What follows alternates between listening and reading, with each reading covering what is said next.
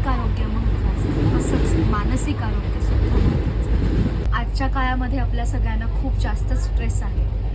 आपण सतत कुठल्या ना कुठल्या विचारांमध्ये असतो. अनेक तणावांखालनं आपण जात असतो. आजच्या काळातली आपली अवस्था आहे आधुनिक अभिमन्यूसारखी झालेली आहे. आजकाल आपण सगळेच आधुनिक अभिमन्यू आहोत, जे मानसिक आरोग्याच्या बाबतीत खूप मोठ्या चक्रव्यूहात सापडले. मग ह्या चक्रव्यूहातून बाहेर कसं पडायचं?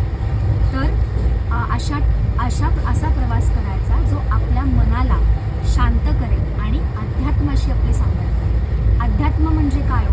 खूप मोठ्या मोठ्या पोथ्या वाचणं किंवा मंत्र वाचणं हे नाही, तर आधी आणि आत्म हा अध्यात्म असा शब्द बनलेला आहे. आधी म्हणजे जवळ जाणे आणि आत्म म्हणजे आत्म्याच्या जवळ जाणारा जो प्रवास आहे तो अध्यात्म. आणि तोच आपण इथून पुढच्या काही व्हिडिओजमध्ये त्याची उकल करणार आहोत. मी भारताचं खूप मोठं सांस्कृतिक आणि आध्यात्मिक केंद्र असलेल्या वाराणसी ह्या शहरात जाणार आहे आणि तिथूनच आपला प्रवास सुरू होणार आहे, मानसिक आरोग्यासाठीचा आणि अध्यात्मासाठीचा. मी कायम तुम्हाला हे म्हटलेलं आहे की मंत्रशक्ती ही अतिशय प्रभावी असते. ती तुमच्या मनाला चांगलं करू शकते, ती तुमच्या अनेक व्याधींचा समूळ नाश करू शकते. सत्वावयजय चिकित्सेचा हा खूप मोठा भाग आहे आणि तोच आता आपण पुढच्या काही व्हिडिओजमध्ये एक्सप्लोअर करणार आहोत.